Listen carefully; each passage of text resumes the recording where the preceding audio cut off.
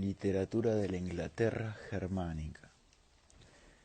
En el siglo V de la era cristiana, tribus germánicas procedentes de Dinamarca, de las bocas del Elba y, según veda el historiador, del sur de Suecia, fueron ocupando a Inglaterra.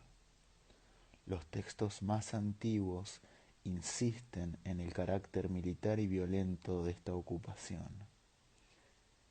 Gildas el Sabio escribe: una multitud de cachorros salió de la guarida de esta leona bárbara, en 3 naves de guerra, con las velas henchidas por el viento y con presagios y profecías favorables. El fuego de la venganza, justamente encendido por crímenes anteriores, corrió de mar a mar, alimentado en el oriente por las manos de nuestros enemigos, y alcanzó el otro lado de la isla y hundió su roja y salvaje lengua en el océano occidental. Algunos apresados en las montañas fueron asesinados, otros, forzados por el hambre, ofreciéronse como esclavos a riesgo de una muerte inmediata que hubiera sido la mayor merced para ellos. Otros atravesaron los mares, otros, confiando su salvación a las montañas, precipicios, forestas y a las rocas del mar, se quedaron en su país, pero con tembloroso corazón.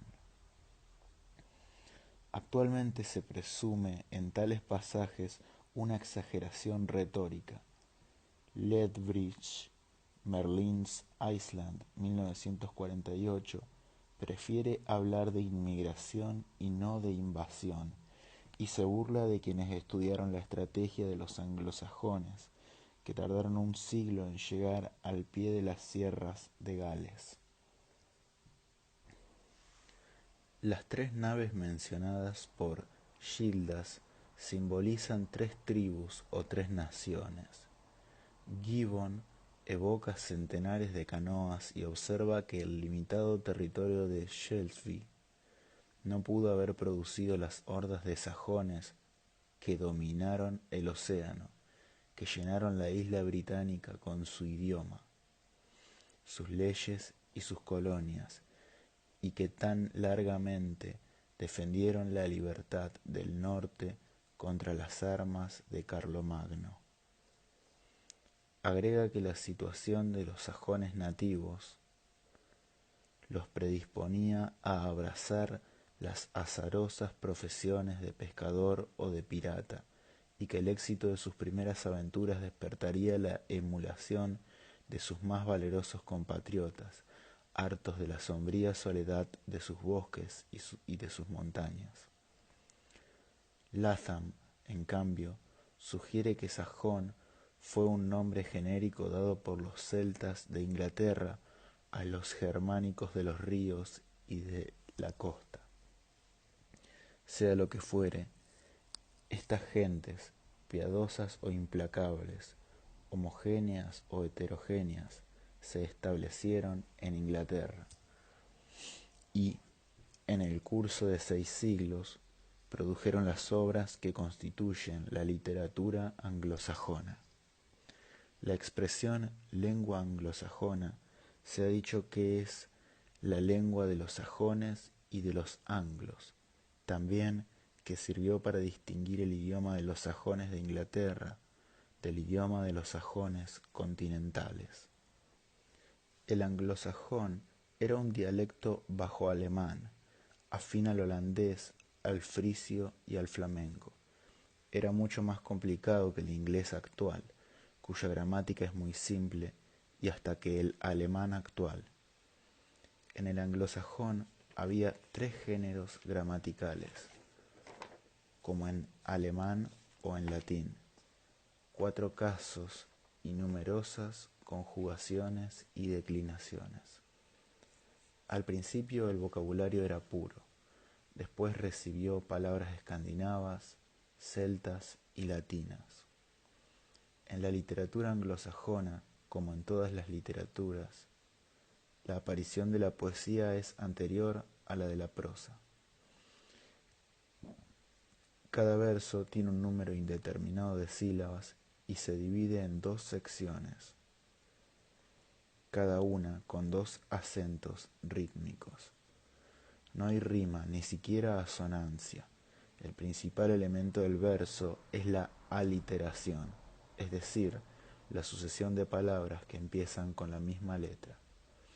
Generalmente 3 en cada línea, 2 en la primera mitad y 1 en la segunda.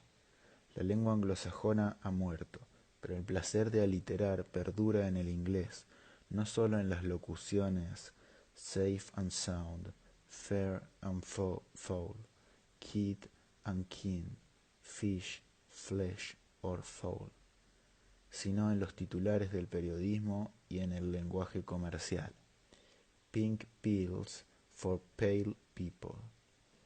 A fines del siglo XVIII, Coleridge, en su Balada del viejo marinero, combinó rima y aliteración en la estrofa. The fair breeze blew, the white foam flew, the furrow followed free. We were the first that ever burst into that silent sea. Otro elemento esencial de la poesía anglosajona y, en general, de todas las poesías germánicas es el empleo sistemático de determinadas perífrasis. Así, en el Beowulf, el mar es el camino de las velas, el camino del cisne, la taza de las olas, la ruta de la ballena. El sol es la candela del mundo, la alegría del cielo, la piedra preciosa del cielo. El arpa es la madera del júbilo, la espada es el residuo de los martillos, el compañero de pelea, la luz de la batalla es el juego de las espadas, la tormenta de hierro, la nave es la atravesadora del mar, el dragón es la amenaza del anochecer, el guardián del tesoro, el cuerpo es la morada de los huesos, la reina es la tejedora de la paz, el rey es el señor de los anillos, el áureo amigo de los hombres, el jefe de los hombres, el distribuidor de caudales. En las vidas de santos, el mar es asimismo el baño del pez, la ruta de las focas, el estanque de la ballena, el reino de la ballena. El sol es la candela de los hombres, la candela del día. Los ojos son las joyas de la cara. La nave es el caballo de las olas, el caballo del mar. El lobo es el morador de los bosques. La batalla es el juego de los escudos, el vuelo de las lanzas. La lanza es la serpiente de la guerra. Dios es la alegría de los guerreros. En la balada de Brunabur, la batalla es el trato de las lanzas, el crujido de las banderas, la comunión de las espadas, el encuentro de hombres. El manejo de estos sinónimos que, con el tiempo, llegaron a ser convencionales, era rigor entre los poetas. No mencionar directamente las cosas era casi un deber. Aisladas del contexto y enumeradas, estas metáforas parecen muy frías. No hay que olvidar que las favorecía la melodía del verso. Además, en el original eran más breves que en español. Cada una de ellas constaba de una sola palabra compuesta y era sentida como una unidad. Así, la metáfora que trabajosamente da en español encuentro de las lanzas era en anglosajón gar meeting. Las palabras compuestas son una formación natural dentro de los idiomas germánicos. En alemán se dice Finger boot, sombrero del dedo, por dedal. Handschuh, zapato de la mano, por guante. Y Regenbogen, arco de la lluvia, por arco iris. La gesta de Beowulf. Compuesta en el siglo VIII de la era cristiana, la gesta de Beowulf es acaso el poema más antiguo de las literaturas germánicas. Fue descubierto en 1705 y registrado en un catálogo de manuscritos anglosajones como epopeya de las guerras entre daneses y suecos. Esta definición errónea se debe a las dificultades del lenguaje poético. A principios del siglo XVIII había en Inglaterra eruditos capaces de comprender la prosa anglosajona, pero no de descifrar un poema, escrito en el lenguaje artificial que ya hemos considerado. Atraído por la mención del catálogo, un erudito danés, Thorkelin, fue a Inglaterra en 1786 para copiar el manuscrito. 21 años consagró a estudiarlo, a transcribirlo y a prepararlo con una traducción latina para la imprenta. En 1807, la escuadra inglesa atacó Copenhague, incendió la casa de Thorkelin y destruyó el piadoso fruto de tantos años y de tantos afanes. Encarnada en hombres violentos, en hombres más afines a Beowulf que al editor de Beowulf, la pasión patriótica que había llevado a aquel a Inglaterra ahora se volvía contra él y aniquilaba su trabajo. Thorkelin se sobrepuso a esta desventaja y publicó en 1815 la edición Príncipe de Beowulf. Esta edición ahora casi no tiene otro valor que el de una curiosidad literaria. Otro danés, el pastor Grundtvig, publicó en 1820 una nueva versión del poema. No había entonces diccionarios de anglosajón, no había gramáticas. Grundtvig lo aprendió a la luz de obras en prosa y del mismo Beowulf. Corrigió el texto publicado por Thorkelin y sugirió enmiendas que fueron confirmadas después por el manuscrito original que no llegó a ver y que provocaron, naturalmente, la ira del viejo editor. Posteriormente aparecieron muchas versiones alemanas e inglesas. De estas son dignas de mención las de Clark Hall y Earle en prosa y la de William Morris en verso. Excluidos algunos episodios secundarios, la gesta de Beowulf consta de 2 partes que pueden resumirse como sigue. Beowulf, que en su puño tiene la fuerza de 30 hombres, llega con su gente a la corte de Hrothgar, que reina en Dinamarca. Hace 12 años, 12 inviernos, dice el poema, que un demonio de las ciénagas, Grendel, de forma gigantesca y humana, penetra durante las noches oscuras en la sala del rey para matar y devorar a los guerreros. Grendel es de la raza de Caín. Por obra de un encantamiento, es invulnerable a las armas. Beowulf promete darle muerte y lo espera, desarmado y desnudo en la oscuridad. Los guerreros duermen. Grendel hace pedazos a uno de ellos, lo devora, huesos y todo, y bebe a grandes tragos la sangre, pero cuando quiere atacar a Beowulf, éste le agarra el brazo y no se lo suelta. Luchan. Beowulf le arranca el brazo. Grendel huye gritando a su ciénaga. Huye para morir. La enorme mano, el brazo y el hombro quedan como trofeo.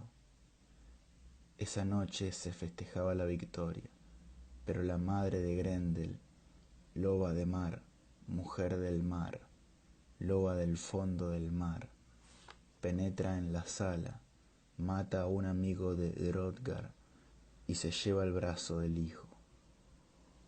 Beowulf sigue por desfiladeros y páramos el rastro de la sangre. Al fin llega a la ciénaga. En el agua estancada hay sangre caliente y serpientes y la cabeza del guerrero.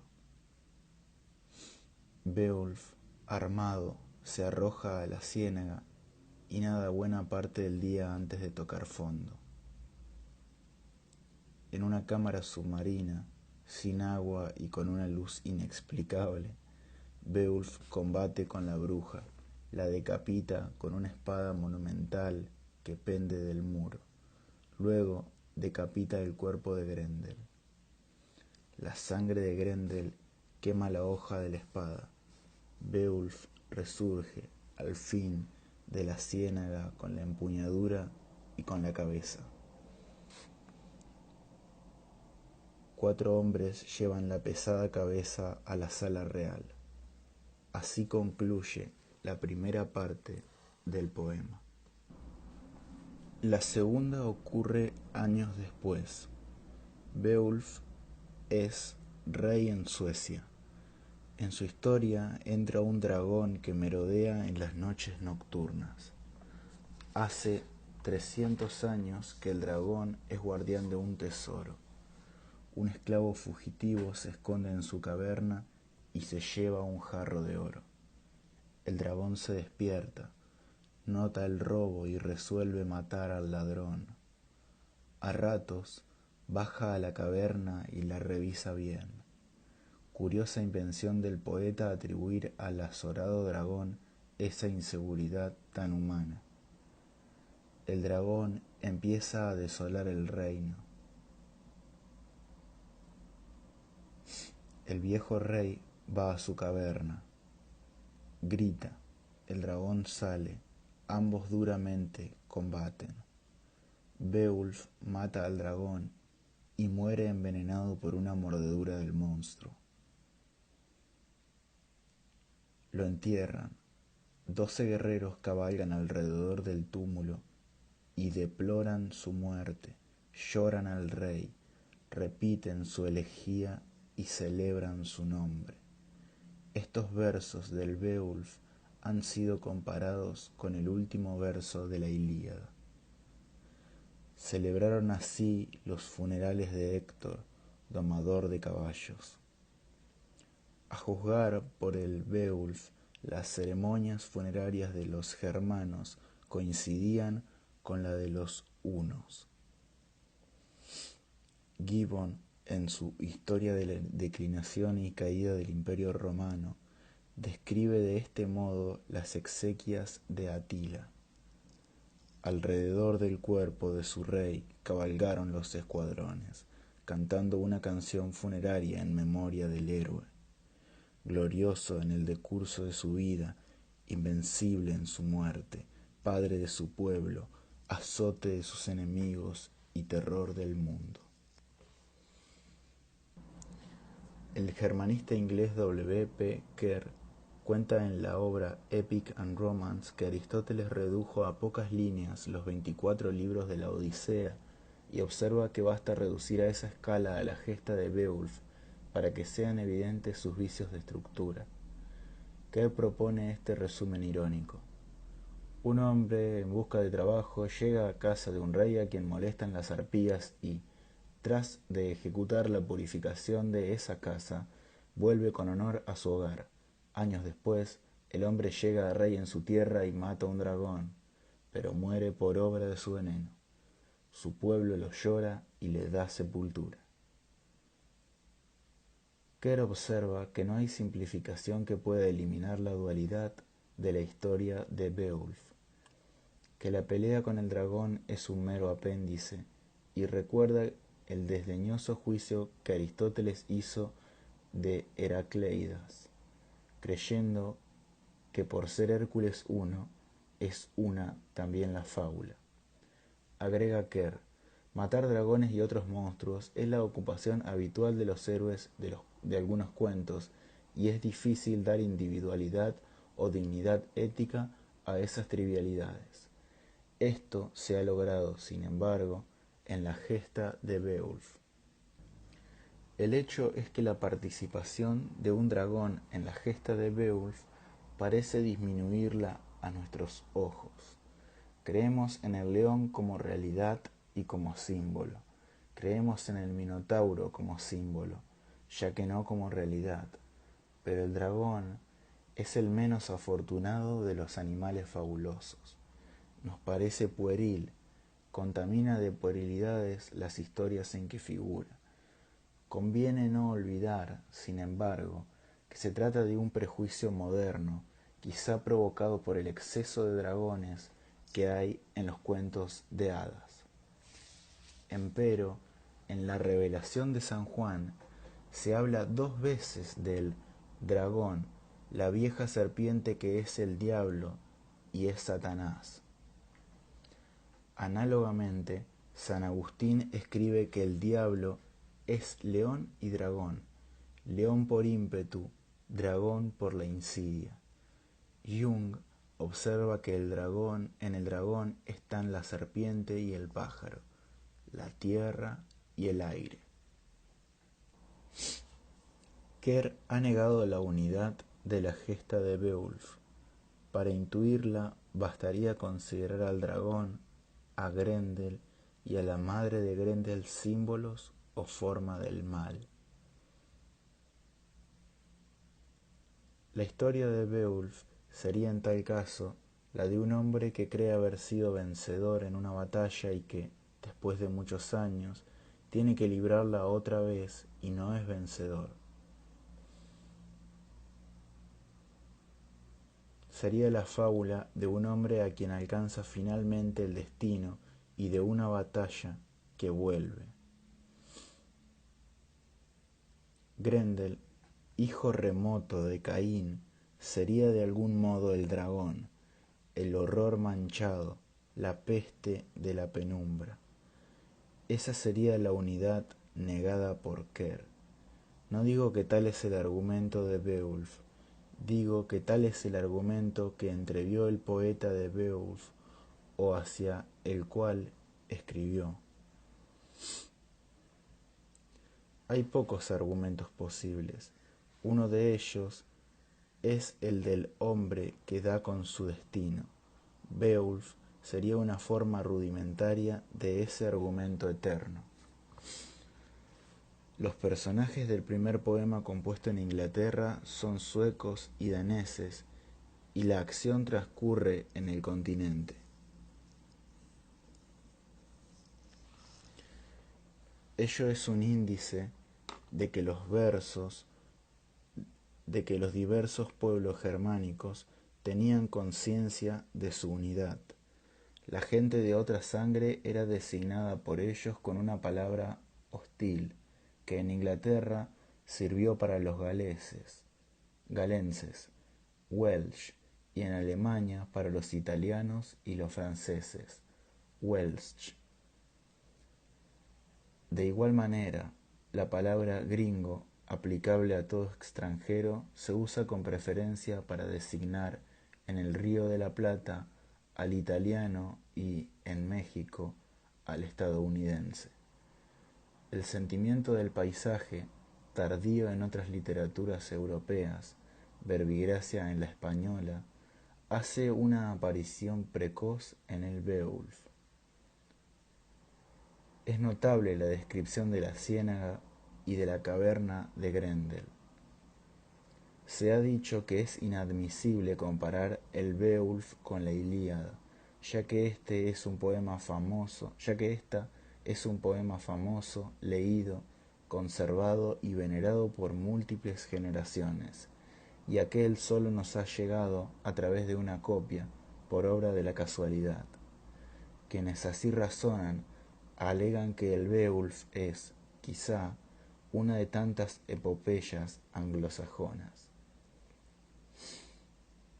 George Sainsbury no rechaza la posibilidad de que hayan existido tales epopeyas, pero observa que éstas, ahora, tienen el defecto de no existir.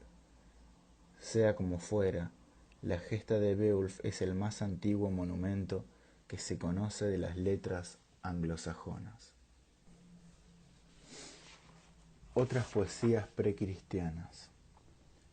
Se conjetura que la más antigua es el Widsith, cuyo núcleo central verosímilmente procede del siglo VII, si bien el pasaje que se refiere a los medos, a los persas y a los hebreos puede datar del siglo X. Widsith significa ancho camino, es decir, andanza remota, es decir, viajero. El protagonista es un scop, un rapsoda o bardo germánico que enumera las tierras que ha recorrido y los reyes que lo han oído y recompensado. Con estos ilustres ejemplos, ¿no se habrá propuesto el cantor estimular la generosidad del auditorio? Widsith empieza por un catálogo de príncipes. Dice que Atila, rigió a los hunos, Eormanric a los godos, César a los griegos, Ongentheow a los suecos, Offa a los anglos y Alewi a los daneses.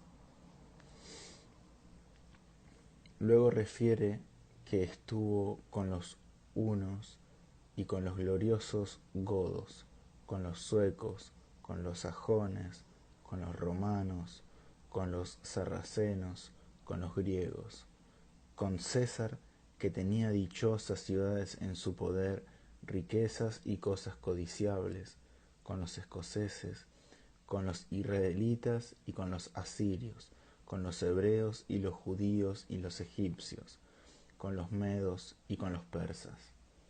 Luego se jacta de que el rey de los godos, señor de quienes viven en las ciudades, le dio un anillo de oro puro, y concluye: así recorren los cantores las tierras, como los dirige el destino, dicen sus necesidades, expresan su gratitud, en el sur o en el norte, pródigo en dones, que anhela que su gloria sea exaltada ante los guerreros, hasta que luz y vida se desmoronen juntas. Quien obtenga alabanza tendrá larga gloria bajo los cielos. Se ha dicho que Widsith no es un scop individual, sino un scop genérico, una magnificación o símbolo de todos los scops. Quizá al principio fue individual. La facilidad de ensanchar enciclopédicamente las listas de reyes y de naciones pudo, al fin, convertirlo en una figura genérica. La palabra scop se deriva del verbo siepan, dar forma, crear. Su etimología, por consiguiente, es paralela a la palabra poeta, que en griego significa hacedor. También un scop es el protagonista de El lamento de Deor. Deor era scop de los Eodeoningas. Durante muchos inviernos, los sajones contaban el tiempo por noches y por inviernos, no por días y por años. Ejerció ese cargo hasta que lo perdió junto con sus tierras, que pasaron a manos de su rival y sucesor. perdió así el favor de su señor. Deor se consuela rememorando famosas desventuras debidas a la inconstancia de la suerte y repite, al fin de cada estrofa, aquello dejó de ser, también esto dejará de ser algún día. El primer destino desventurado que evoca Deor es el de Wieland el Herrero, famoso forjador de espadas, celebrado también por los poetas escandinavos. La mayor alabanza de una espada era llamarla obra de Wieland. La leyenda preserva en Inglaterra el nombre de este artífice. Hay una piedra denominada la herrería de Wieland. Si alguien ata ahí su caballo y deja una moneda, lo encontrará herrado a su regreso.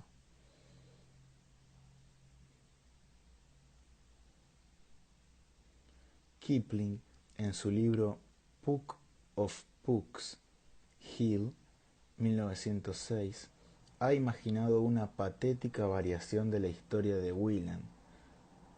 Lo considera un antiguo dios que, desplazado por el cristianismo, se dedicó al oficio de herrero. Una de las estrofas del lamento de Deor reza: hemos sabido de Eor Manric y de su alma de lobo. Amplio fue su poder sobre el pueblo gótico. Fue un despiadado rey. Muchos hombres encadenados por el pesar a la espera de desdichas desearon que su reinado tuviera término. Aquello dejó de ser. También esto dejará de ser algún día. Otra elegía de felicidades pretéritas es la que se titula El vagabundo.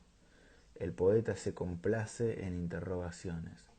¿A dónde fue el caballo? ¿A dónde el jinete? ¿A dónde fue el dador de tesoros? ¿A dónde ha ido el lugar de las fiestas? ¿A dónde los goces del festín? ¡Ay de la copa reluciente! ¡Ay del guerrero en su armadura! ¡Ay de la gloria del príncipe! En el lugar de los queridos guerreros se eleva ahora una pared, asombrosamente alta, cubierta con formas de serpientes. La fuerza de las lanzas de roble ha llevado a los hombres. El navegante ha sido interpretado de dos maneras. Hay quienes ven en esta plaza el diálogo de un hombre de mar con un joven a quien el mar atrae. El primero destaca los rigores del océano, el segundo su invencible atracción.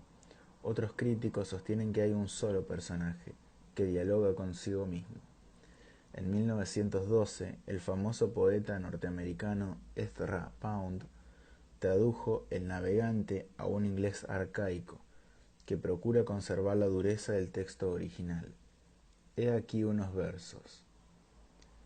Sea falls, lowness was for me laughter, the muse singing all my meat drink. Storms on the stone cliffs beaten, fell on the stern in icy feathers, full oft the eagle screamed, with spray on his pinion. Literalmente traducido, el texto anglosajón dice: me regocijé con el grito de las aves marinas, no con la risa de los hombres. La chillona gaviota me dio alegría y no la cerveza. Ahí las tormentas azotaron los acantilados de piedra. Ahí les contestó la golondrina del mar con plumas heladas. Ahí llamó el águila con rocío en las alas. La más famosa de las elegías sajonas es la titulada La ruina. Stopford Brooke dice con dignidad que los sajones desdeñaban vivir en ciudades. El hecho es que dejaron que las ciudades que había en Inglaterra se derruyesen y luego compusieron elegías para deplorar esas ruinas. En este poema, las referencias a los baños termales sugieren que su composición fue inspirada por la ciudad de Bad. El texto, cuyo autor es desconocido, es como se transcribe a continuación. Maravilloso es este muro de piedra. Rotos por el destino, los castillos están resquebrajados. La obra de los gigantes se desmorona. Han caído los techos, en ruina están las torres, los portones caídos, heladas las paredes, quebrados los techos, sueltos, inútiles, socavados por el tiempo. El apretón de la tela, el firme apretón del sepulcro, sujeta a sus constructores y dueños. Están perdidos. Hasta ahora 100 generaciones de hombres han muerto. Esta pared, gris líquen y manchada,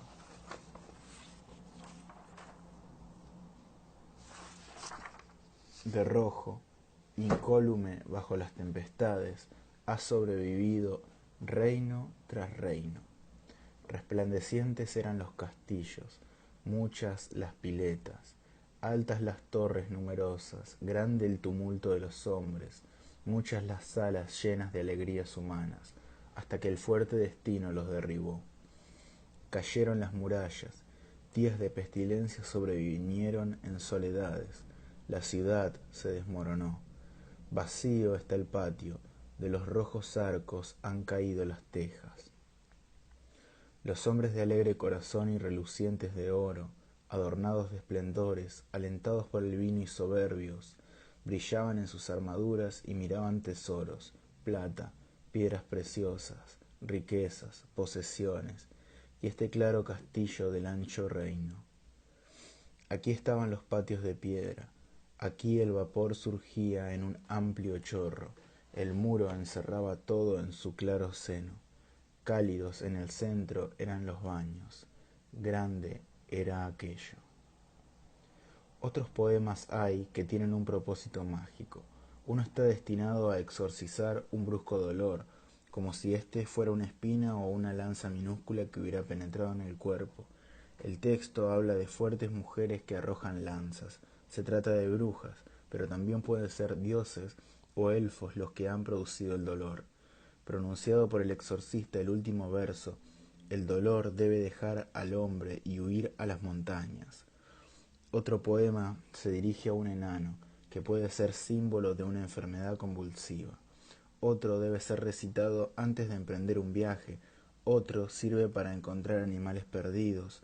Otro para que la tierra sea fértil. En los últimos hay intercalaciones cristianas. Se lee, por ejemplo, que Mateo sea mi yelmo, Marcos mi coraza, Lucas mi espada, de brillante filo, Juan mi escudo, bello de gloria, ángel de los que viajan. También hay nombres de divinidades paganas. Se habla de Woden, Wotan, que es Odín. Poesía cristiana. En el curso del siglo VIII, Inglaterra fue convertida al cristianismo por misioneros procedentes de Roma e Irlanda. Misioneros ingleses evangelizaron luego Alemania.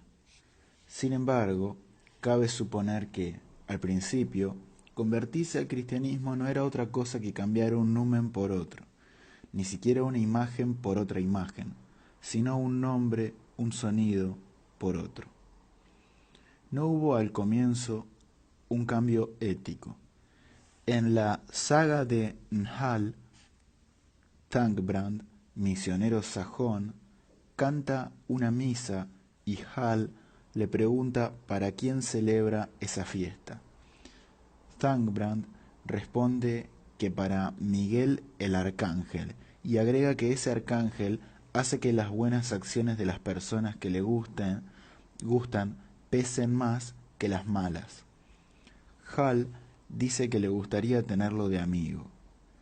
Thangbrand le explica que Miguel será el ángel de su guarda si él se convierte ese mismo día a la fe de Jesús. Hal accede. Thangbrand lo bautiza y, con él, a todos los suyos. Un libro sobre el cual volveremos, la historia eclesiástica de la nación inglesa de Beda el Venerable, registra la conversión de Edwin, rey de Northumbria, a principios del siglo VII. Bonifacio, siervo de los siervos de Dios, ya había enviado a la reina una afectuosa carta, un espejo de plata y un peine de marfil. Luego envió al rey un misionero para que éste le enseñara la nueva fe. Edwin reunió a los principales hombres del reino y les pidió consejo.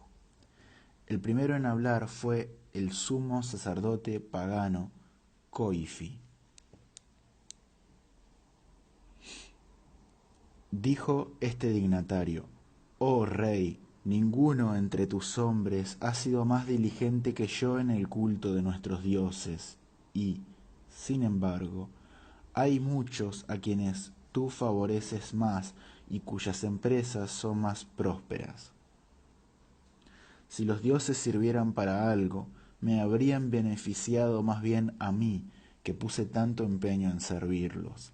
Por consiguiente, si estas nuevas doctrinas pueden resultar más eficaces, conviene recibirlas sin más demora». Otro de los consejeros dijo: «El hombre es semejante a la golondrina, que en una noche nevada y lluviosa atraviesa esta sala llena de calor y de luz, pasando de la noche a la noche. Así el hombre es visible por un momento, pero no sabemos qué ocurrió antes ni qué vendrá después. Si esta nueva doctrina nos enseña algo, debemos escucharla». Todos aprobaron sus palabras y Coifi pidió al rey que le diera su caballo y sus armas. A los sacerdotes les estaba vedado usar armas y sólo podían montar en yegua. Coifi empuñó una lanza y entró a caballo en el santuario de sus antiguos dioses.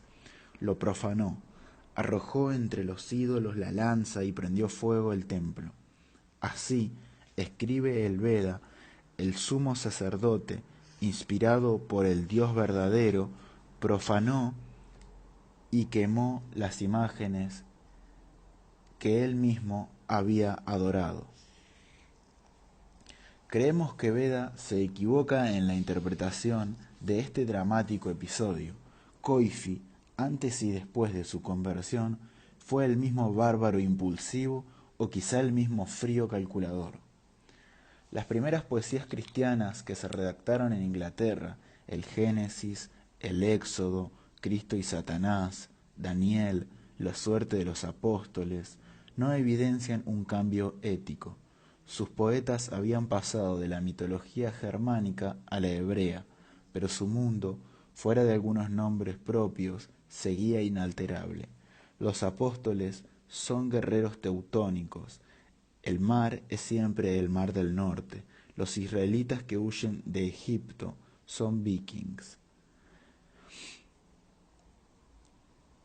Los textos se complacen en la descripción de batallas. En composiciones que son paráfrasis de la escritura sagrada persisten las antiguas metáforas. El mar es el camino de la ballena, la lanza, la serpiente de la guerra. El estilo es lento y verboso. Esa lentitud ha sido tomada por majestad. No se dice anocheció, se dice el noble resplandor buscó su fin. La neblina, la oscuridad cubrieron el mundo. La noche ocultó los campos. El poeta Caedmon. Caedmon debe su fama, que será perdurable, a razones ajenas al goce estético. La gesta de Beowulf es anónima. Caedmon es el primer poeta anglosajón, por consiguiente inglés, cuyo nombre se ha conservado. En el Éxodo y en las suertes de los apóstoles, la nomenclatura es cristiana, pero el sentimiento es gentil. Caedmon es el primer poeta sajón de espíritu cristiano. A estas razones hay que agregar la curiosa historia de Caedmon, tal como la refiere Beda el Venerable en el cuarto libro de su Historia Eclesiástica. En el monasterio de esta abadesa, la abadesa de Streoneshall, hubo un hermano distinguido y honrado por la gracia divina, porque solía hacer canciones que inclinaban a la piedad y a la religión. Todo lo que aprendía de hombres versados en la Sagrada Escritura lo vertía en el lenguaje poético con la mayor dulzura y fervor.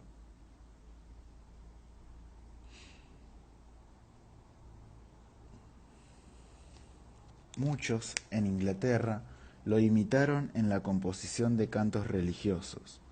El ejercicio del canto no le había sido enseñado por los hombres o por medios humanos. Había recibido ayuda divina y su facultad de cantar procedía directamente de Dios. Por eso no compuso jamás canciones engañosas y ociosas. Este hombre había vivido en el mundo hasta lograr una avanzada edad y nada había aprendido de versos.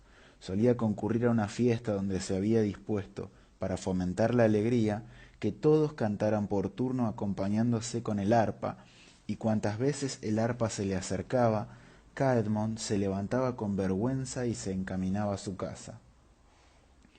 Una de esas veces dejó la casa del festín y fue a los establos, porque le habían encomendado esa noche el cuidado de los caballos. Durmió y en su sueño vio un hombre que le ordenó: Caedmon, cántame alguna cosa. Caedmon contestó y dijo: no sé cantar, y por eso he dejado el festín y he venido a acostarme.